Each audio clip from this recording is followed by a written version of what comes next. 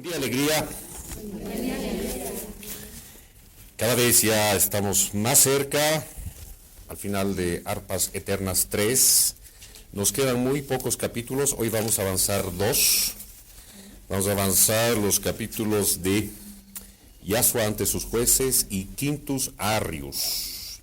Nos quedan el Palacio Asmoneo, el Gólgota, de la sombra a la luz, y Cumbres y Llanuras. Cumbres y Llanuras son 2 paginitas, es el inicio de Arpas 4, así que en realidad nos quedan unas 3 semanas, máximo en un mes estaríamos acabando las charlas, en lo correspondiente a este año. Ha pasado súper rápido, un año, todo un libro. Debo tener unas cuantas semanas para organizarme con qué pasará el próximo año con las charlas. Así que, como les decía también en la anterior charla, para quienes recién están viniendo o quienes escuchan por primera vez esto, va a ser más leído estos 2 capítulos, casi los últimos van a ser muy leídos porque realmente no hay mucho que acotar y la descripción es tan precisa de la autora que es por demás elocuente y emotiva. Sí, voy a saltar algunas partecitas, pero la gran parte va a ser leído. Justamente les decía por eso que estas próximas charlas, o bueno, reuniones, mejor dicho, estas próximas reuniones, va a ser más un compartir la obra que entrar en una forma habitual como llevo adelante las charlas. Pero siempre surge algo, siempre hay cosas que aprender, siempre surgen ejemplos que se aplican perfectamente a nuestra vida. Ya, la anterior charla fue sobre el capítulo de Getsemaní, la página 1665.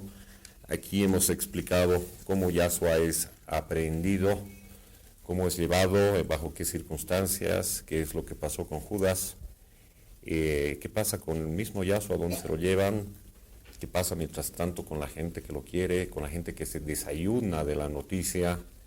Era el caso que hablábamos, por ejemplo, también de la negación de Pedro y la búsqueda un poco, no un poco, sino bastante desesperada por parte de los apóstoles que buscaban una ayuda para acudir a alguien.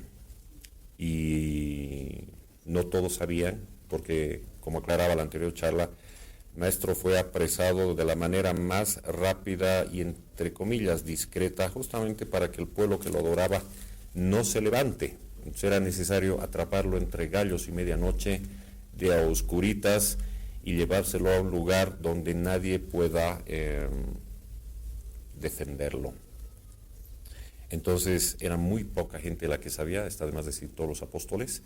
Y después, justamente, ni bien es aprendido, corren los apóstoles a buscar ayuda, y es ahí donde María de Magdala se entera su mamá Miriam, pese a que Bercia, la druidesa, ya había visto en el fuego sagrado, en su ritual, que el maestro había sido aprehendido. Justamente también en la madrugada de ese día llegó Judá, que estaba esperando correspondencia de Roma para saber qué pasaba, si realmente ese contacto que tenía en el gobierno romano iba a servir para coronar al maestro como rey de Israel.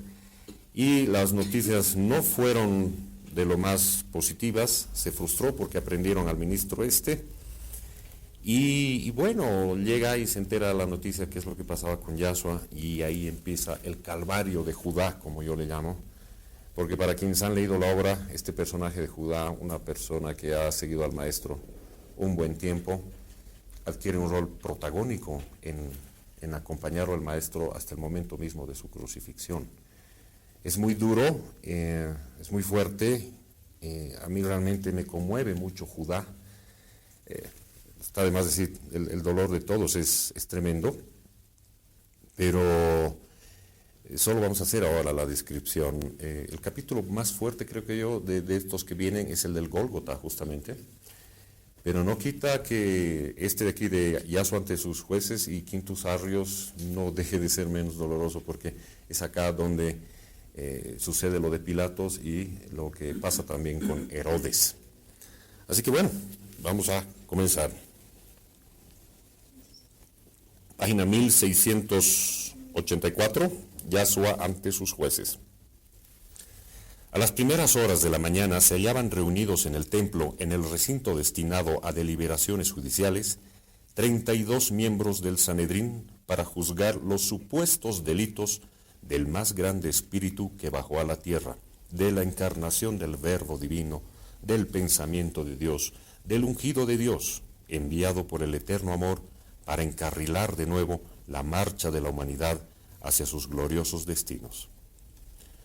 Cuando el alma se absorbe en la meditación de esta tremenda aberración humana, no se sabe qué admirar más, si la inaudita audacia de un puñado de soberbios ignorantes, o la divina mansedumbre del Cristo encarnado que se sometía sin protestar, a ser juzgado como un malhechor por aquellos hombres cargados de miseria, de iniquidades, de ruines vilezas, que describirlas todas resultaría un repugnante catálogo de los vicios y perversiones más bajas a que puede descender el hombre.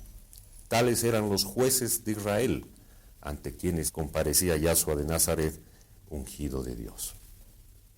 Baja un poquito y dice: después de las preguntas reglamentarias sobre quién era, quiénes eran sus padres, dónde fue su nacimiento, etc., el pontífice Caifás hizo una señal a uno de los presentes llamado el doctrinario, que era el primer juez para los delitos en contra de las leyes religiosas establecidas como originarias de Moisés. Aquí hay algo interesante, hago una breve pausa. Si volvemos siempre a nuestro eterno, a mi eterno ejemplo de las películas, cuando entramos al momento del juicio mismo de Yahshua, de Jesús, es lo mismo, ¿no? Lo aprenden en Getsemaní, corte, ya creo que ya está con Pilatos, y se va al grano en el sentido con lo que es su acusación. Pero una vez más, entrando en la lógica del proceder humano, de los procesos que se tienen que llevar en una u otra situación, creo que lo mínimo que se le preguntaría a Yahshua es lo que acaban de decir acá, ¿no? ¿Quién es? ¿De dónde viene? ¿Quién son sus padres? Firme aquí, más o menos, ¿no? Llene este prontuario, creo que se llama así. Creo que es algo muy lógico. Y una vez más, esta lógica, más allá de cómo haya podido ser realizada, más allá de lo que comenta la autora, una vez más, no tiene nada que ver con cambiarnos la fe por completo, por más que no esté relatado en la Biblia. Porque creo que si estaría relatado en la Biblia sería 10 veces más gorda, creo. Más allá de las omisiones voluntarias o no voluntarias que se han hecho. Entonces, para mí es importante mencionar esto, un poco cuál era el proceso por el que pasaba en este caso un acusado y quiénes eran los que manejan ahí. O sea, en las películas vemos un Pilatos, pero no vemos que hay toda pues una parafernalia administrativa, burocrática, inclusive por el lado de tanto de Pilatos como por el lado del Sanedrín, por el lado de Caifás, que alguien tiene que tomar apuntes, alguien tiene que llevar la cosa, alguien tiene que ser el que anota. Y como dicen acá, el doctrinario, que era el primer juez para los delitos en contra de las leyes religiosas establecidas como originarias de Moisés. Continuó. Y comenzó la acusación. Este hombre ha curado enfermos en día sábado consagrado por la ley de Jehová y al descanso corporal. ¿Qué contesta el acusado? Que las obras de misericordia ordenadas por Jehová a sus más amados profetas no pueden jamás significar profanación del día del Señor, sino una glorificación a su santo nombre y a su poder supremo, contestó con gran serenidad el maestro. Entre vosotros está presente el honorable Rabí Hanán, a quien curé en día sábado de úlcera cancerosa que le roía su vientre, y él no protestó por ello. Hubo testigos de tal hecho que pueden ser citados ante el tribunal. Fue en la casa de la princesa Aholibama. Esta declaración cayó como una bomba en el seno del Gran Consejo y todos los ojos inquisidores se volvieron hacia el aludido, cuya confusión fue tal que decía a gritos ser verdad lo que el acusado contestaba. Como los rumores y comentarios subían de tono, el pontífice tocó la campanilla y el silencio se hizo de nuevo. Este hombre ha dicho, continuó el acusador, que se destruya el templo y que en 3 días le reedifica. ¿Cómo cambian el tema, no? Acaban de acusarlo algo de cual el jefe máximo del Sanedrín había sido curado en sábado, y solo quedó en el silencio.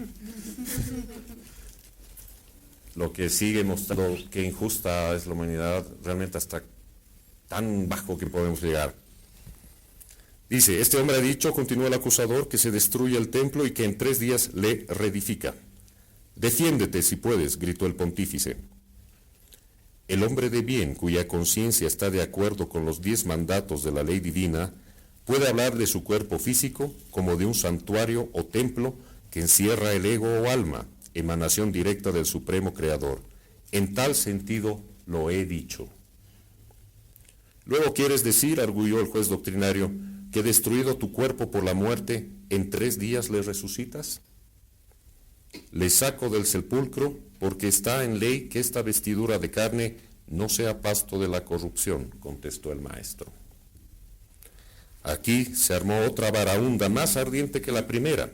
Los fariseos decían que el acusado era un saduceo sostenedor de la resurrección de los muertos. En ese entonces ya se manejaba el concepto de resurrección. Otros, que era un hebreo paganizado que sostenía las teorías idólatras de Platón, Aristóteles y demás filósofos griegos. Otros, que era de la escuela egipcia de Alejandría y que iba a arrastrar al pueblo por otros caminos diferentes al trazado por Moisés. Hanán, que era el más sagaz de todos aquellos hombres, comprendió que de seguir por ese camino no llegarían a una rápida conclusión y pidió la palabra al pontífice, que era su yerno, Caifás, y que se la concedió al punto. Es lamentable, dijo Hanán, que no lleguemos a entendernos respecto a este hombre, ante el cual se rebaja nuestra dignidad de jueces que no saben de qué delito le acusan. Seamos más precisos y categóricos en nuestro interrogatorio, en forma que se vea obligado a decir la verdad respecto de su actuación en medio de nuestro pueblo.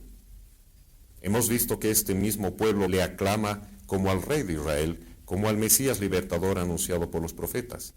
Que diga él mismo quién es, de quién recibió el poder de hacer las maravillas que hace, quién le autorizó para interpretar la ley y enseñar al pueblo doctrinas nuevas, como es la igualdad de derechos para todos los hombres, hasta el punto de proclamar que el esclavo es igual que su señor. El maestro sereno e impasible miraba fijamente a Hanán, que no pudo sostener su mirada. Esa misma mirada que lo envolvió en una aura de piadosa ternura cuando le curó su incurable mal. Cuando el alterado vocerío se acalló, habló el acusado. En vuestra asamblea de esta noche resolvisteis condenarme por encima de todo razonamiento y de toda justicia. ¿Por qué perdéis el tiempo ahora en buscar apariencias de legalidad a un juicio contra toda justicia? ¿Acaso me oculté para decir todo cuanto he dicho hasta ahora? ¿Acaso me aparté de la ley del Sinaí grabada por Moisés en 2 tablas de piedra? ¿Enseñé acaso en desacuerdo con nuestros más grandes profetas? ¿En nombre de quién hicieron Moisés y los profetas las obras de bien que realizaron en beneficio de sus semejantes, sino en nombre de Dios Todopoderoso, que lleno de amor y de piedad para sus criaturas, lo hace desbordar de sí mismo cuando hay entre ellas un ser de buena voluntad que les sirva de intermediario? Bien, dijo el pontífice, tus contestaciones son agudas y no eres pesado de lengua para darlas, pero esto se hace demasiado largo y no llevamos camino de terminar. Dinos de una vez por todas, ¿eres tú el Hijo de Dios, el Mesías prometido a Israel por nuestros profetas?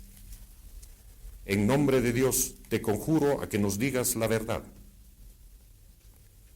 El maestro comprendió que la acusación llegaba al punto final buscado para condenarle, y con una dulce tranquilidad que solo él podía sentir ante el cinismo de sus jueces contestó, tú lo has dicho, yo soy. A estas solas palabras, expresión de la más pura verdad, aquellos viejos rabiosos, como energúmenos enfurecidos, comenzaron a mesarse los cabellos, a gritar, a rasgarse las vestiduras y tirar los turbantes y las mitras, según era costumbre, cuando alguien se permitía una horrible blasfemia en su presencia. Ha blasfemado contra Dios y mentido como un vil impostor, erigiéndose en Mesías ungido del Altísimo, cuando no es más que un amigo de Satanás que hace por su intermedio obras de magia para embaucar a las multitudes. reo es de muerte según nuestra ley, gritaban varios a la vez. No podemos matarle sin el consentimiento del procurador, dijo uno de los jueces. Hasta ese derecho nos han usurpado por el invasor. Según la costumbre establecida desde la invasión romana, el Sanedrín puede someter sus reos a la pena de flagelación. Que se cumpla en este audaz blasfemo Yahshua de Nazaret, rugió el pontífice. Uno se pregunta, y esto nos pasa en la vida actual, esperaban al Mesías, al enviado de Dios, y el maestro se los hizo de todo. Y cuando dice yo soy, es mentira, es una blasfemia, es Satanás que obra. De una u otra forma sucede en la actualidad cuando alguien dice, yo he visto a Jesús, especialmente cuando hay peleas entre religiones. Dicen, no, tú no has visto a Jesús, has visto a un bichito del otro lado que se hace pasar por Jesús. Seguro en qué secta rara estarás. Entonces, desde ese punto de vista, no tenemos chance, nunca vamos a hablar con nadie.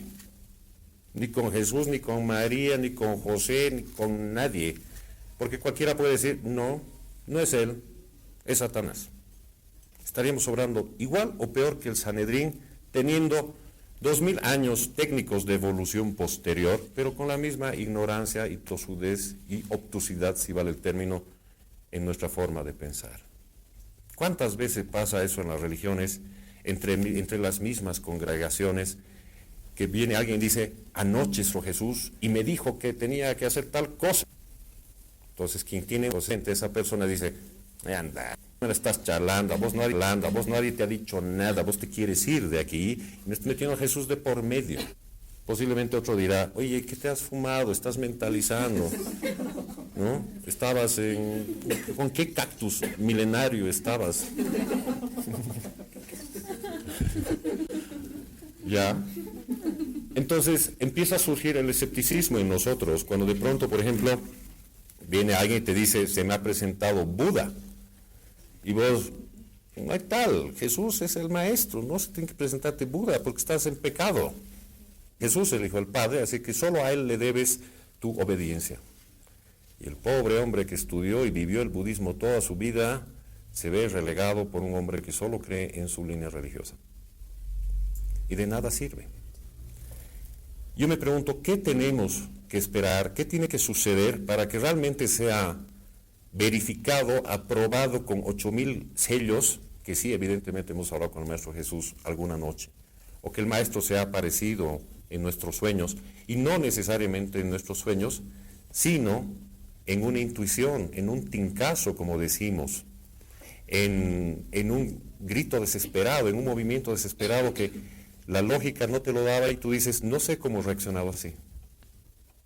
O hay otras personas que dicen, entré a tal templo o le oré a la Madre María y sentí un perfume a rosas. O estaba orando al Maestro Jesús y sentí rosas y jazmines alrededor. Pero si tú le cuentas eso a alguien, tú vas a decir, qué lindo. Como si te hubiera dicho, me ha llamado mi tío anoche, o mi prima, mi amigo en el Facebook. Es tan indiferente como eso. No le prestas atención. Y somos a su vez tan cerrados, o más que la gente del Sanedrín, por nuestra arrogancia de ser, entre comillas, evolucionados, y más aún cuando uno es fanático de su propia religión, que cuando viene de pronto una autora como Josefa Luque y canaliza toda esta obra, para mí bella, es muy personal conmigo, no va a faltar la persona que dice, ¿pero será cierto lo que dice Josefa? ¿De dónde ¿de dónde lo puedo comprobar? Entonces yo le digo, bueno, la misma manera que, no sé, pues puedes comprobar si a ti se te apareció alguna vez el Maestro Jesús. Alguna vez cuando inclusive, no sé cómo era la cosa, pero me dijeron algo así como que, ¿de dónde sabes todo eso? Yo le digo, bueno, lo sé, o sea, lo siento, nada más. Pero ¿de dónde tienes la certeza? Digo, no sé de dónde tengo la certeza, solo lo siento, nada más. Digo, ¿de dónde tienes la certeza tú? Me dice, está escrito en la Biblia. Ya, le digo, pero esto está escrito en el libro de Josefa. O sea, ¿cuál es la diferencia? No, que la Biblia es sagrada, con todo el respeto que se le da a la Biblia. Y le decía, ¿y tú has hablado con el Maestro Jesús para que esto esté oficialmente oleado y sacramentado? No. Tantos años de cristiano evangélico y no se te apareció Jesús. No. ¿Por qué? No, ¿y tu fe dónde está? ¿O qué esperas? Que el maestro, ya te digo, se abra una luz en la esquina y baje él con un coro angelical y te diga, sí, estás en lo correcto. O como la otra vez mencionábamos y decíamos, ¿dónde está Dios? Inclusive en el libro Conversaciones con Dios de Neil Donald Walsh, donde mucha gente dice, ¿será que Dios le ha hablado? ¿Por qué? Pues a él. ¿Será verdad? No, yo creo que me la está relatando y se dice que es su charla con Dios. Y así somos. Dice que es un tal Yahshua de Nazaret, jura que es el Mesías. Entonces, ¿tú qué crédito le puedes quitar a ese autor, a José Faluque, a cualquier otro que haya sentido la unión en vibración con el Maestro Jesús, con el Maestro San Germán, con cualquier otro maestro? ¿Por qué tendría que ser pecado que otro maestro se te aparezca? ¿Por qué sería pecado que la Madre María se te acerque y te diga, te doy mi bendición? ¿Por qué somos tan reacios a decir eso? Somos tan fanáticos que no permitimos pensar un poco. Está escrito en tal libro y así es, y así no se mueve. Cada libro puede tener su dosis de verdad, su dosis de no verdad, pero más allá de eso, lo que yo pretendo con estas charlas es de que pensemos un poco y que no seamos tan gregarios y seamos como los del Sanedrín. Que venga el Mesías, que venga el Mesías. Aquí estoy, blasfemo. Nunca vamos a contactarnos con el Padre. Jamás. Con nadie, por más fe que tengamos. Y después uno se hace falsas ilusiones o se frustra con las cosas que suceden.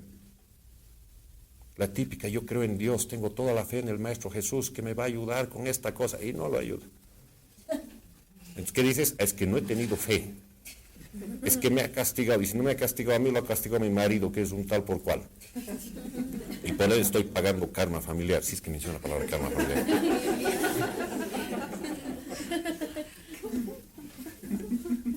Dios no se te puede aparecer como lo imaginamos siempre, ¿no? A veces un hombrecito de barba blanca y así como los Simpson, ¿no?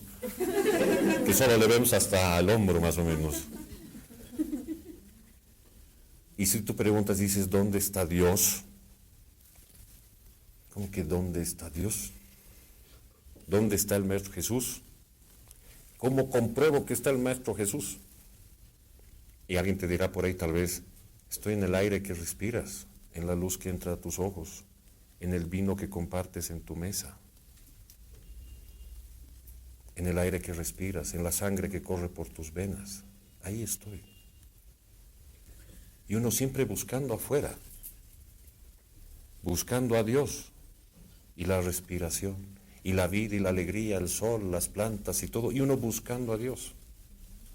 Y si de pronto entra en esa conexión tan profunda con la naturaleza, con el ser humano, y siente una cosa muy grande que algo le dice, haz esto, ama al prójimo como a ti mismo, cualquier cosa, y uno va y se lo dice al amigo o a la amiga, es, ¿qué le pasa a este? Hasta extraterrestres ha visto. Y se lo va por otro lado, se lo lleva por otro lado. Desde ese punto de vista, realmente no tenemos chance ninguno de llegar a la verdad. Jamás podríamos comunicar, porque vi a la Virgen María, y vos juras que era la Virgen María. ¿Y cómo sabe el otro que no era la Virgen María? ¿Qué argumento tiene para decirme no es así? Si yo dijera, se me ha parecido la Virgen María, me dice no. ¿Y a vos se te apareció el Maestro Jesús? Tampoco, entonces no hables. Es que es fácil apuntar con el dedo y decir, tu religión no tiene la razón. O como decían después a los apóstoles, ellos no eran nadie. No han estado en las grandes escuelas de Platón, de Aristóteles, de Sócrates, no eran nadie. ¿Cómo se dicen ser discípulos del Maestro? Mientras que nosotros hemos practicado en la escuela de tal y cual. Y son los egos, son los egoísmos que nos llevan cada vez a juzgar al otro. Especialmente cuando somos tan fanáticos de nuestra propia religión. Y si hay algo que yo pondero del libro de Arpas, de toda la obra de José Faluque en realidad, es que nunca te dice, haz esto o aquello. Nunca te dice párate de cabeza 4 veces al día e invoca tal oración. Nunca te dice eso. Cada vez Josefa repite, la única forma de llegar al Padre es amando al prójimo como a uno mismo. De nada sirve, lo hemos dicho un par de capítulos atrás, ¿no? Tirarse de rodillas y gritar, santo, santo es el Señor, en vez de preocuparse por el prójimo. De nada sirve tirar un par de migas al mendigo en vez de invitarlo a la mesa.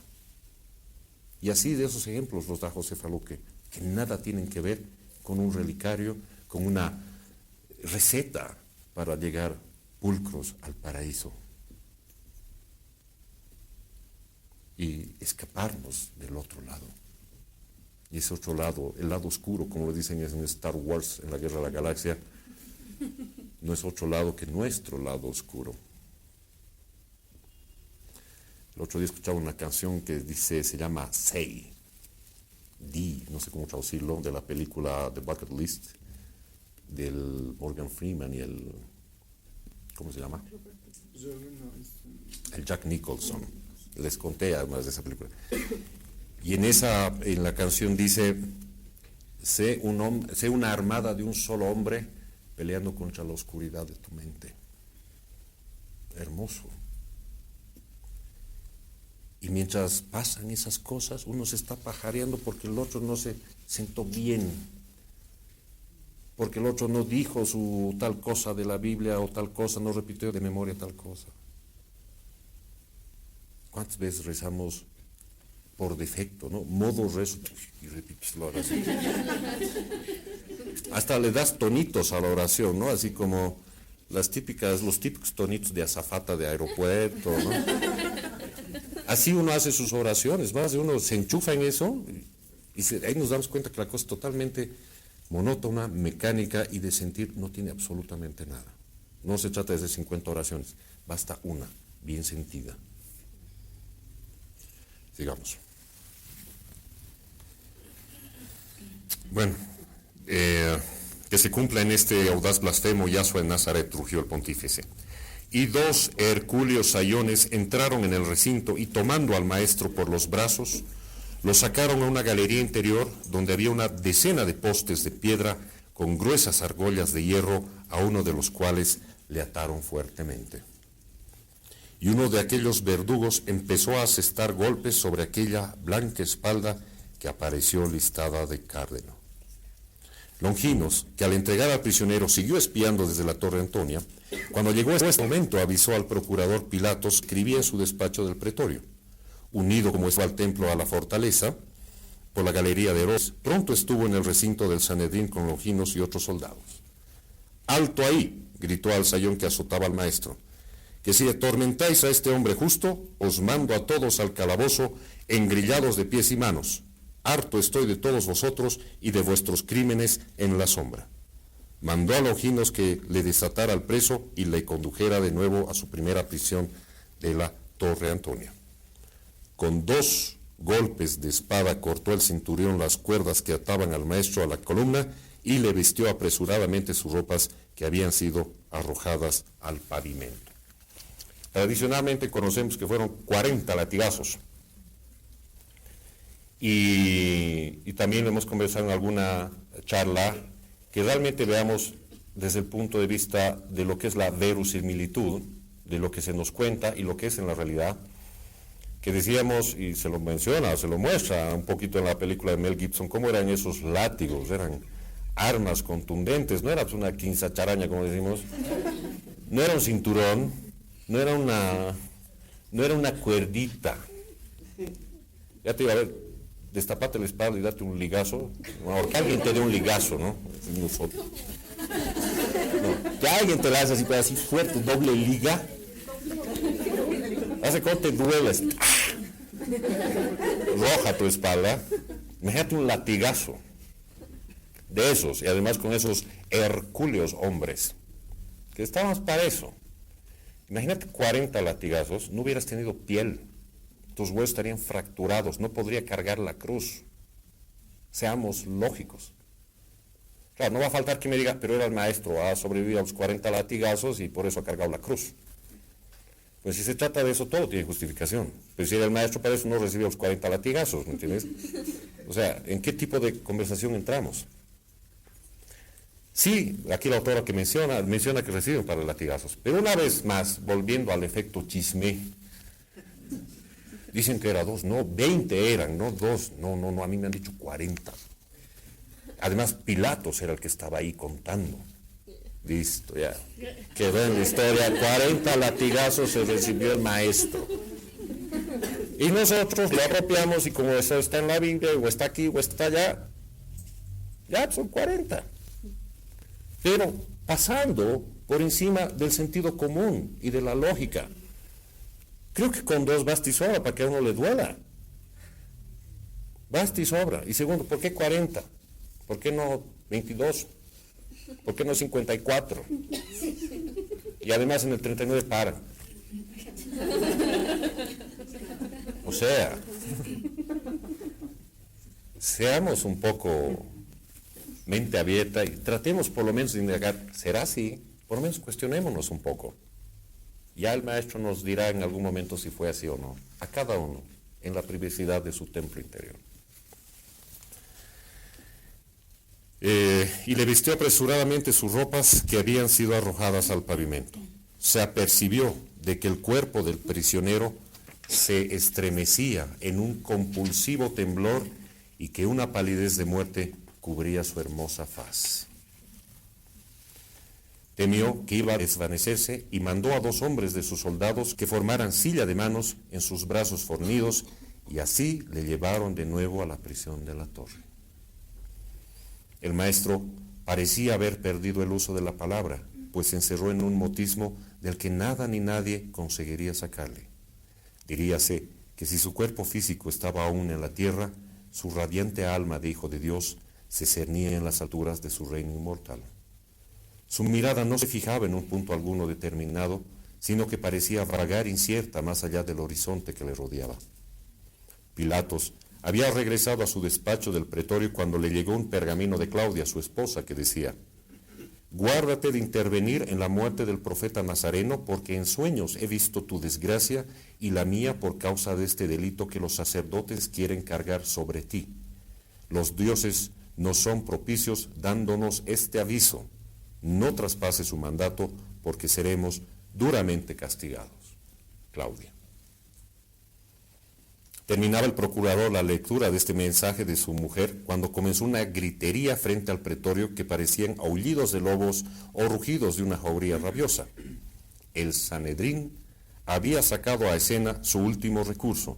Los 200 malhechores penados comprados a Herodes para este momento, más los esclavos y servidumbres de las grandes familias sacerdotales que entre todos sumaban unos 600 hombres. Miren cómo no cambia la época, ¿no? Los del gobierno actual mandan a sus marchas a sus trabajadores, ¿no es cierto? Si no, multa, si no, no hay día de pago. Lo mismo hacía el Sanedrín con sus esclavos y su servidumbre. Qué igualitos estamos a veces hoy. Con los puños levantados en alto y con inaudita furia vociferaban a todo lo que daban sus pulmones, pidiendo la muerte para el embaucador que había osado proclamarse Mesías, rey de Israel. El procurador mandó cerrar todas las puertas de la fortaleza y una doble fila de guardias fue estacionada en la balaustrada del pretorio y mandó traer el prisionero a su presencia. Primer encuentro con Pilatos. Pilatos no le había visto nunca de cerca, sino a cierta distancia el día de su entrada triunfal en Jerusalén. Ahora le veía en su despacho a 2 pasos de él. Esto no es un juicio, le dijo, sino una conversación entre 2 hombres que pueden entenderse. ¿Qué tienen los hombres del templo en contra tuya, profeta de tu Dios? Siéntate y hablemos. Como el maestro continuara en silencio, el procurador añadió: ¿no quieres hablarme? Mira que yo puedo salvarte la vida. Tú no puedes prolongar mi vida ni un día más, le dijo el maestro. ¿Por qué? El derecho de vida o muerte lo he recibido del César para toda la Palestina, y dices que no puedo prolongar ni un día más tu vida. Porque es mi hora y hoy moriré, contestó otra vez el maestro. Entonces eres fatalista, dices que vas a morir hoy y estás cierto de que será. Tú lo has dicho, hoy moriré antes de que el sol se ponga. no has contestado a mi primera pregunta. ¿Por qué te odian los hombres del templo? Porque soy una acusación permanente para su doctrina y para sus obras. ¿Y por qué te empeñas en servir de acusador contra ellos? ¿No te valdría más dejarles hacer como les dé la gana? No puedo. Yo he venido a traer la verdad a la humanidad de la tierra y debo decir la verdad aún a costa de mi vida y hasta el último aliento de esta vida. ¿Y qué cosa es la verdad que te cuesta la vida? Porque muchos hombres hubo que enseñaron la verdad y no por eso fueron ajusticiados. El maestro movió la cabeza negativamente. Te equivocas, ilustre ciudadano romano. Difícilmente sé encontrar un hombre que se atreva a desenmascarar a los poderosos de la tierra y que muera tranquilo sobre su lecho. Algo de razón tienes, profeta, pero dime, ¿qué verdad es esa que tanto enoja al Sanedrín judío? Viven del robo y del engaño, del despojo al pueblo ignorante de la ley divina, al amparo de la cual cometen las mayores iniquidades y se hacen venerar como justos, que son ejemplo y luz para los servidores de Dios. No pueden perdonarme, no me perdonarían nunca que les haya paralizado su carrera de latrocinio, de mentira y de hipocresía, y que les haya destruido su grandeza para siempre. ¿Cómo para siempre, buen profeta? Tú vas a morir hoy, según aseguras, y ellos continuarán cargados de su oro, su vida de magnates de una corte oriental. Tú lo crees así, pero no es así. Ellos me quitan la vida, pero la justicia de mi Padre les borra de los vivos para inmensas edades y les anula en el concierto de los pueblos solidarios y hermanos para los siglos que faltan hasta el final de los tiempos. Ningún suelo será su patria. Perseguidos y errantes, el odio les seguirá a todas partes hasta que llegue la hora de las divinas compensaciones para los justos y la separación de los malvados. El que tuvo la luz en su mano y no quiso verla, es justo que quede en tinieblas. Tal es la verdad y la justicia. Repito, el que tuvo la luz en su mano y no quiso verla, es justo que se quede en tinieblas. Tal es la verdad y la justicia de Dios. ¿Qué es tener la luz en sus manos? Estamos esperando algún libro secreto de 10,000 tomos lleno de polvo, donde ahí está la verdad y todos los secretos. La luz es cuando uno ya entra en la conciencia de la luz misma, y la luz misma es el amor, el no hacer el daño al prójimo. Y yendo un poquito más allá en el camino espiritualista, es cuando uno se adentra, más o menos si es reencarnacionista, cuando sabe cómo funcionan las cosas, cuando sabe la ley de la causa y el efecto, cuando sabe que está haciendo bien, cuando sabe que se le ha dicho no hagas esto por tal razón, no por una cuestión pecaminosa, sino no lo hagas, como siempre digo, para cumplir la norma 9001 de la ISO. Entonces, uno sabiendo que no debe hacer ciertas cosas, lo hace. Uno sabiendo, por ejemplo, cuando se le dice, oye, no hables mal de la gente por tal cosa, porque lo único que estás haciendo es daño, tú lo haces. Ya, pero este chisme más, porque tiene que ir. La gente se tiene que enterar antes que yo continúe con mi camino espiritual. Estoy dando ejemplos muy sencillos. Una vez más, por eso hemos hecho el capítulo de contacto que se llama Machito. Escúchenlo por la internet. Uno ya de pronto se ve tan embelesado por este camino espiritualista, tiene realmente grandes manifestaciones que no son una falacia, se manifiestan en los sueños, en las coincidencias, en las sincronicidades, en todo ello. Más muestras el Padre, no te da, o sea, de sobra te da, para decirte que estás en el camino correcto. ¿Y qué pasa? Bingo, el machito se tropieza, se da de frente contra la pared y se da vacaciones sin límite de tiempo hasta que le pase su proceso, ¿no? Entonces, algún rato retomaré, tengo que aprender a vivir, tengo que todavía seguir en el mundo, tengo que aprender cosas para continuar, y es meterse a la boca del lobo. De una persona que no tiene idea del camino espiritualista, tampoco va a ser luz, va a ser un oscurito en la oscuridad, o sea, no se lo va a ver.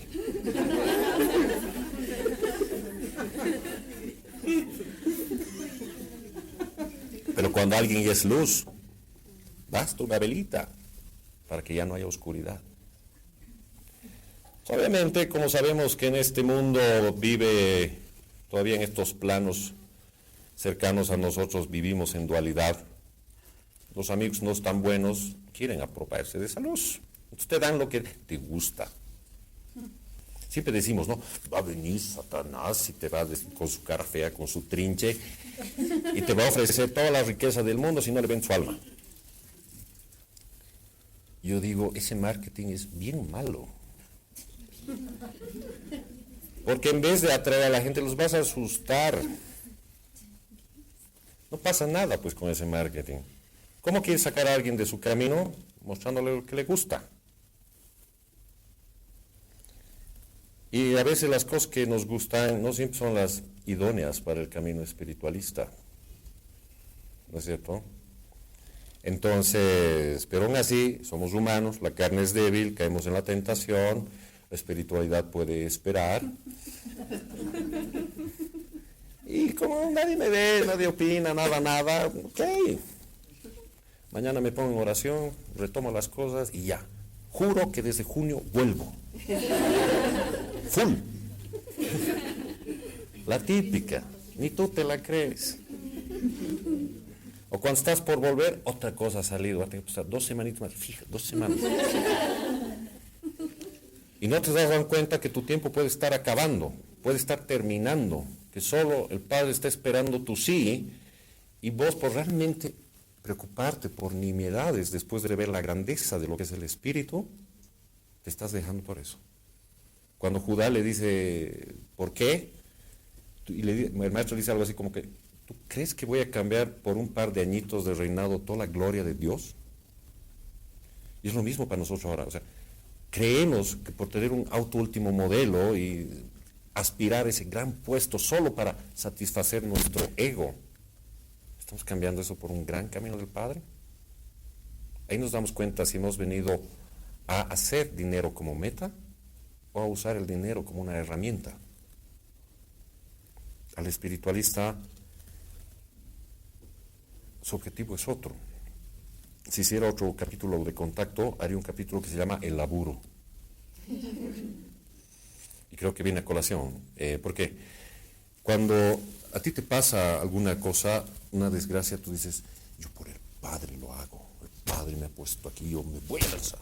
Estás sufriendo, te estás tirando del piso, ya no mira mal, pero voy a aguantar, el Padre está... Y vives como mártir. Yo decía, una amiga, ¿qué pasa si en tu laburo te mandan a otra ciudad? Tú vas. Y no dices, ¿por qué me manda a tal lugar? ¿No? ¿Por qué me manda a Santa Cruz? ¿Por qué me manda a Cochabamba? ¿Qué he hecho yo? Nada, está en tu contrato. O sea, tienes que laburar y vas. ¿No es cierto? Y inclusive no sabes a dónde llegar, no te preocupas. No te preocupes. Alguien te dirá dónde, en qué hotel vas a estar. O sea, no te preocupas por nada de eso. Tú llegas y haces tu laburo. De pronto te envían si eres un profesor y te envían a una escuela rural donde hay personas que no están tan capacitadas, pues tú lo que harás es ayudar. No vas a decir, Padre, ¿por qué me pones con esta gente inepta? No hablas nada de eso. Cuando uno es un responsable trabajador, siempre da un paso más, da el servicio, el plus, el valor agregado a las cosas. Siempre da un poco más de su tiempo, salvo que seas de aquellos que es la ley del menor esfuerzo, toca el timbre, te das pepa. Siempre queda un paso más. ¿Y qué es lo que sucede con esto? Que siempre buscas dar lo mejor de ti, es tu laburo. Si te confinan un mes a tal lugar, dirás, ya, pues, ni modo, o sea, ya, ¿dónde más tengo que ir? Es mi cliente, es un buen cliente, voy nomás.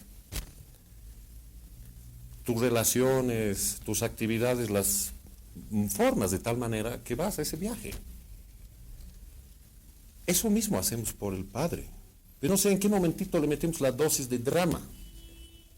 Si el Padre te dice, mañana vas a ser pobre, mande, Padre. Si te dice, tu trabajo mañana es ser rico, mande. Voy nomás. Si te dice, anda al lado oscuro a traer unos cuantos gremios, claro. O sea, ¿por qué tienes que pedir? Vale, por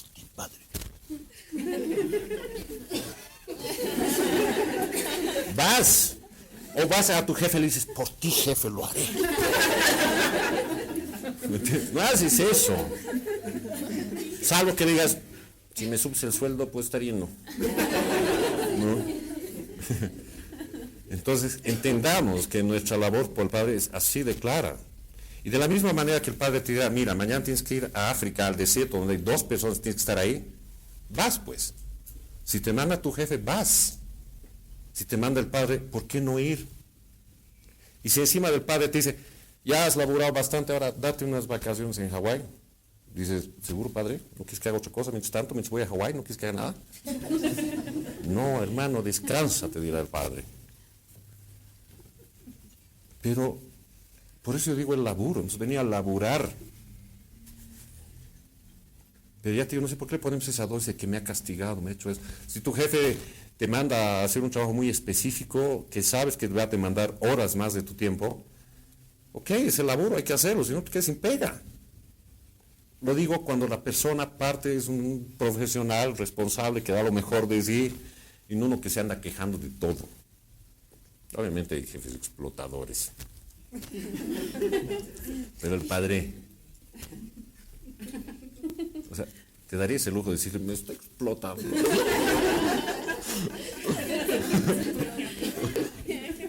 Mande nomás, ¿dónde tengo que ir? ¿Qué hay que hacer? ¿Cuánto? Si me dice salta, ¿a qué altura? Y no pones en esa posición postrera de ahí, ¿por qué me haces esto? ¿Por qué me castigas así? ¿Qué querrá de mí el Padre? Voy a cargar mi cruz de esa manera. No, carga con alegría tu cruz, que se aliviane con tus pasos, con tus rosas. Pero el ser humano es tan, parece campana.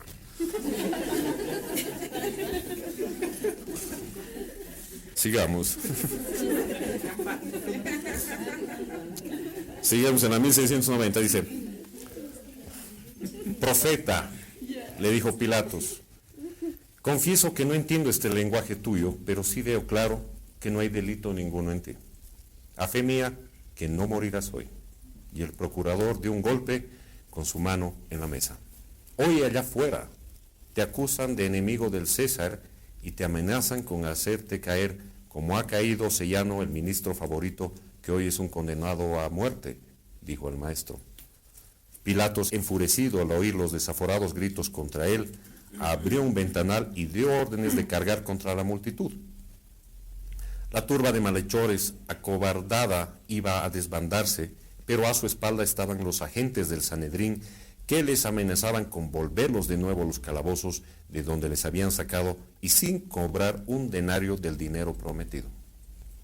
Les convenía seguir pidiendo a gritos la muerte del justo al cual no conocían, ni habían recibido de él daño alguno.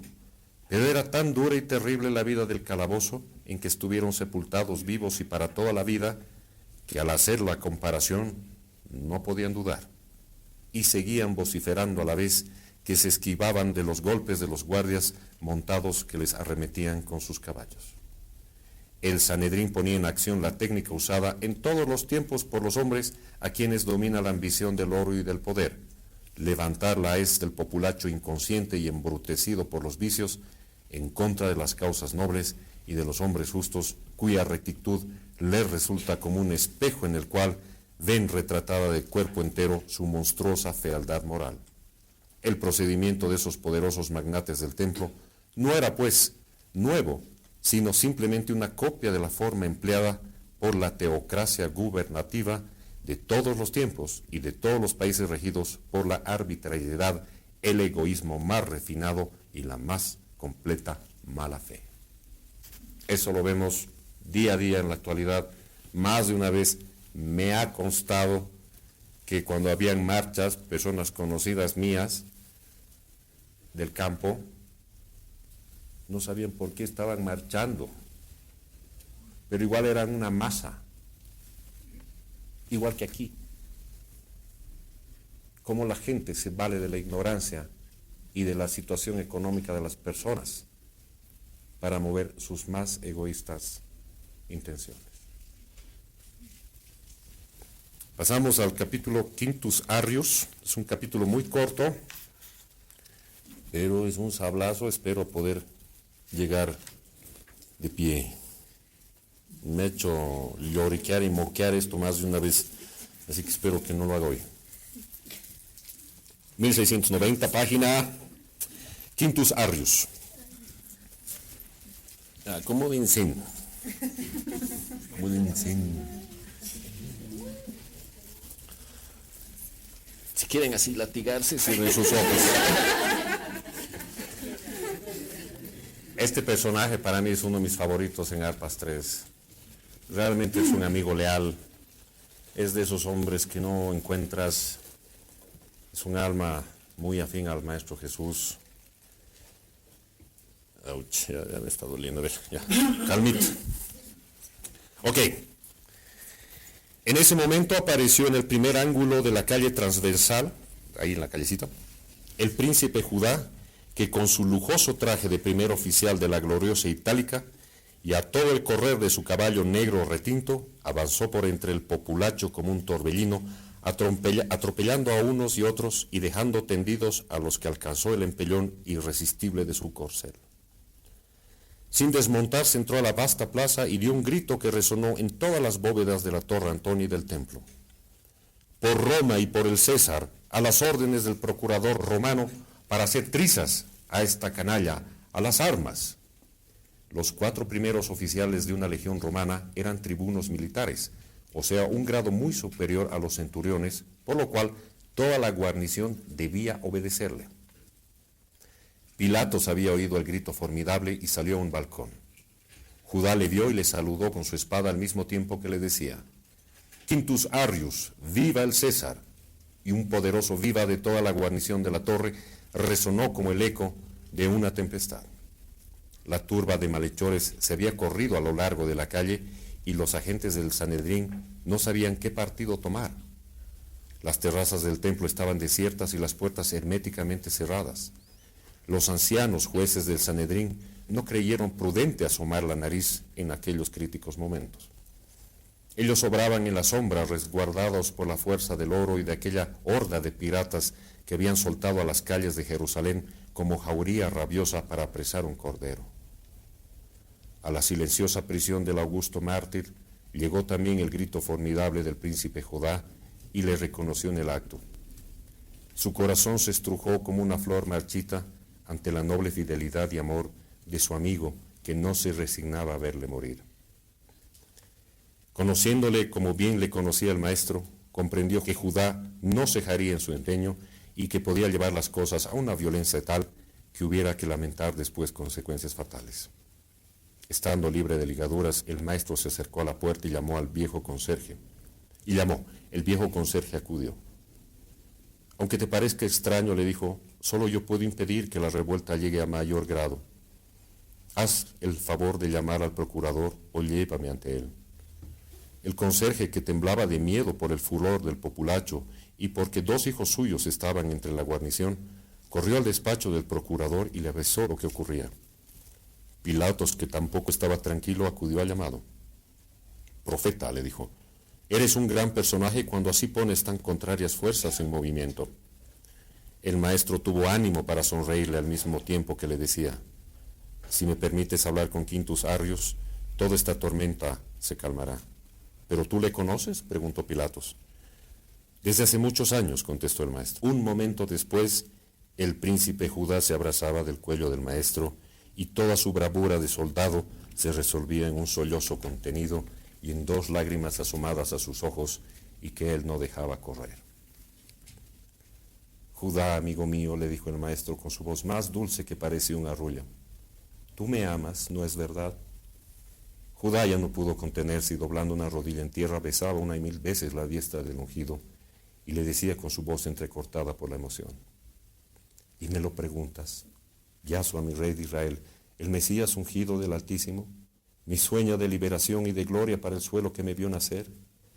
¿No comprendes, Yahshua, que destruyes mis ideales, que matas todas mis ilusiones, que reduces a la nada mis esfuerzos y mis trabajos de 10 años atrás? ¿No comprendes que me dejas convertido en un harapo, en un ente sin voluntad, reducido poco a más que una bestia que come, bebe y duerme, sin un pensamiento de hombre que merezca la vida? El maestro, enternecido hasta lo sumo, se inclinó sobre la cabeza de Judá para dejar sobre aquella frente pálida y sudorosa el último beso de sus labios, que también temblaban al decirle: yo sé que me has amado mucho y que me seguirás amando aún cuando tus ojos no me vean más como hombre. No quieras oponerte a la voluntad de mi Padre, porque perderás en la lucha. Mi hora está señalada antes de la puesta del sol. Déjame morir feliz, Judá mío, feliz de sentirme amado por almas como la tuya, feliz de saber que seguiré viviendo en un puñado de corazones que comprendieron mis ideales divinos de amor, de paz, de fraternidad entre todos los hombres de la tierra, y que en esos corazones ha fructificado al 1000 por 1 la divina simiente que sembré en este mundo, y que vosotros, que me habéis amado, llevaréis por todos los continentes y por todos los países. He ahí, Judá, amigo mío, la más grande prueba de amor que quiero de ti. Te debes a tu esposa y a tus hijos, ¿te acuerdas? De haber venido yo a ser un hombre como todos, Nebai hubiera sido para mí la compañera ideal. Yo mismo la acerqué a ti un día hace 12 años, allá bajo un rosal blanco en un jardín de Antioquía. Y ahora lo olvidas para enredarte en una lucha armada de la cual no saldrías con vida y sin conseguir prolongar mi vida. ¿No ves que es una insensatez la tuya al obrar así?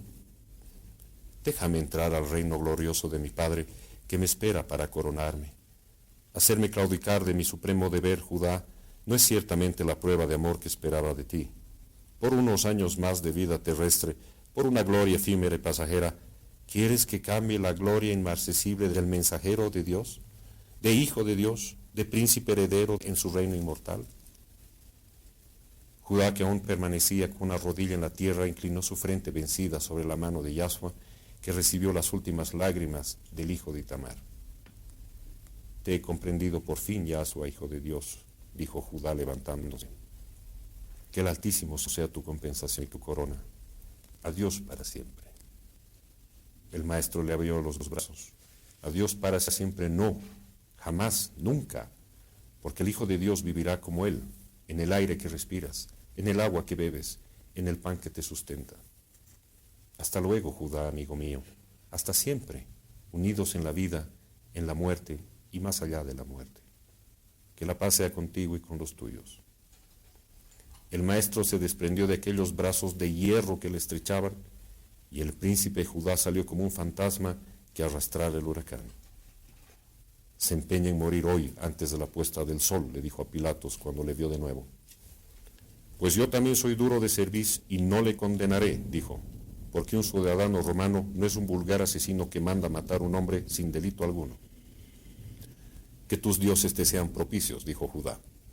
Si me lo permites, me quedaré entre la guarnición, pero no como primer oficial de la Itálica, sino como un simple soldado, pues que no estoy en servicio activo.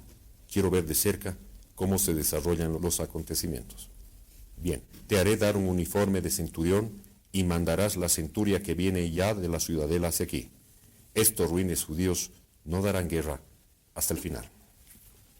Y es así como Judá se encarga de estar presente durante todo el recorrido hacia el Gólgota, hasta el mismo lugar de la cruz.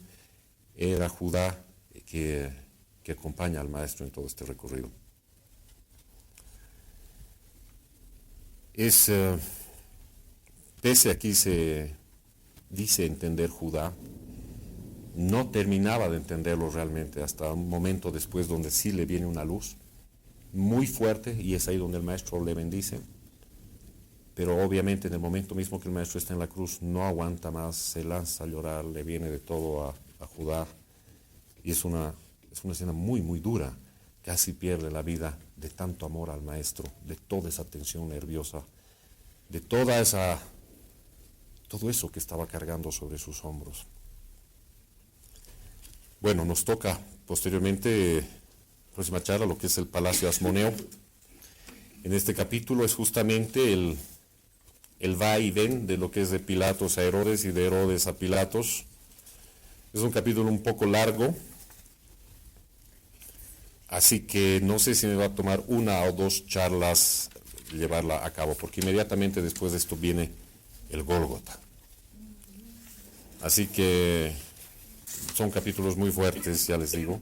Pero en este, como les digo, en este que acabamos de leer, para mí lo más importante es cómo el maestro está muy claro en su misión, muy claro en lo que tiene que hacer, hasta las últimas consecuencias, hasta las últimas, que para él eran parte de su vida.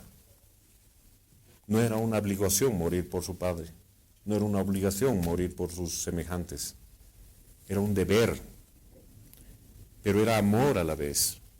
Alguna vez igual le dije a una amiga, no es que el maestro haya dicho al padre que iba a morir por sus semejantes, solo por el padre, para no quedar mal con el padre, ¿entiendes? Tiene que morir por él, si no, ¿en qué acaba esta historia?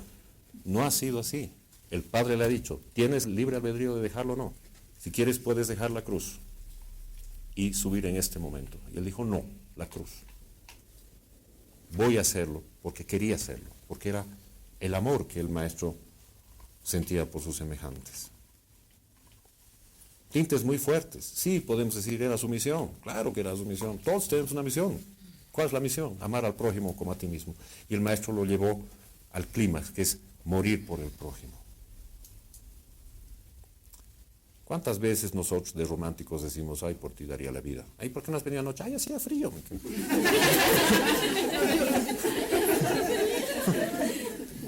Así somos, de volátiles. Así de volátiles somos.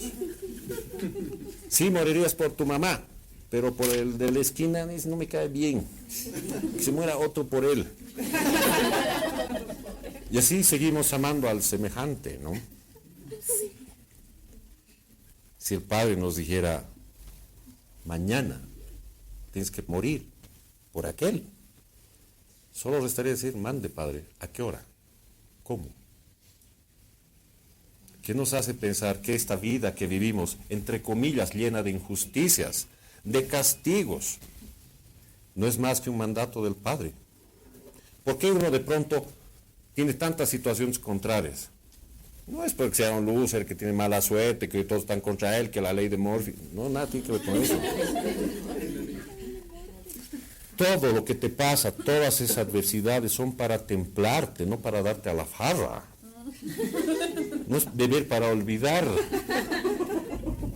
Si olvidas, de nada sirve tu aprendizaje. Todo es para templarnos el alma. Es como si nos pusieran a fuego vivo para templar esa alma. Y ver en cada adversidad una oportunidad. Alguna vez decíamos, para los chinos creo no existe la palabra problema, sino es desafío, su traducción más cercana. Pero somos tan débiles, tan volátiles, siempre que vamos con nuestra nube en nuestra cabeza, todo nos va mal siempre. Siempre andamos quejándonos. Viene alguien y te dice, ¿cómo estás? Siempre estás lanzando un bien pedigüeño de, por favor, dame bola, ayúdame más vos. Nunca dices, bien, padre me ha mandado a tal lugar, tengo un peso, ¿qué tal, machito? Voy a ir, pues, voy a ir. ¿Entienden? No hay eso, uno ya estaría quejando. Porque es injusticia, bla, bla, bla. El ejemplo que daba la otra vez. De pronto vas a pedir un trabajo y te dan 100 pesos, estiras la cara, ese jefe tal por cual, trabajas de mala gana, como no te pagan más, no haces más, ¿me entiendes? Así. Es decir, el maestro te dijera, no te voy a dar 100, te voy a dar 50. Mande pues, maestro. Pero el maestro va a través de tu jefe. Pequeño detalle. O sea, ese jefe al cual detestas, esa situación que te incomoda, ¿quién está ahí detrás? Papá Dios. ¿Para qué? Para que aprendamos, para crecer, para que en la adversidad veamos una oportunidad. Para donde haya tristeza, pongamos consuelo. Donde haya tristeza, pongamos alegría. Para eso estamos, no para ser consolados, es para dar nuestro amor. En todo sentido. Una vez más, no se trata de ir a abrazar y besar a todos. Hay formas sutiles de hacer eso. Y solo eso te pide el Maestro Jesús, y te lo pide más de una línea religiosa. Es el hombre que se encarga de ponerle esto, el otro, el otro, el otro y el otro y el otro. Para terminar, les voy a contar un cuentito que lo he contado en Contacto, que es el gato del gurú. No sé si se acuerdan. Que había un rito en un determinado lugar donde hacían sus oraciones y ahí pasaba un gato siempre. Y molestaba. Se decía amarrarlo al gato para que no moleste. Y así pasaron los años hasta que el gato se muere. No había gato, hay que conseguir uno y amarrarlo para hacer el rito. Y de ahí surgían grandes teorías de la importancia del gato amarrado en el rito del gurú. Así somos. Siempre metiendo adornos, siempre poniendo parafernalias, siempre buscando el tonito adecuado de la oración para que suene más con ñeque, más del corazón. Cuando tú vas y le cuentas un problema tuyo a tu papá o a tu mejor amigo, acá le dices, Nito, no te pones en actitud pedigüeña, por favor, no. Le cuentas a tu amigo, le dices, oye, me pasa esto. Y se lo cuentas con toda su seriedad, te emocionas, lloras. Pero no estás con un tonito de mendigar amor, de mendigar oración, como lo vemos muchas veces. Al padre hay que hablarle con el corazón, como le hablas a tu padre, a tu hijo, a tu mejor amigo. Para eso está el Padre, para vivir en nosotros. Mejor dicho, para eso estamos nosotros, para vivir en Él. Somos uno, va y viene. Pero mucha gente malentiende cuando dice uno somos uno con el Padre. Dice, ya claro, se cree en Dios. Blasfemo. No tiene nada que ver. Pero somos tan obtusos, tan ondas Sanedrín, que en nombre de Dios apuntamos con el dedo a uno por uno todos sus defectos, como si este dedo fuera el justiciero, el que tiene la verdad, y no vemos la viga que tenemos en el ojo nuestro. Eso es. Próximo capítulo, el Palacio Asmoneo, no se lo pierdan. Gracias por venir, nos vemos en la próxima charla.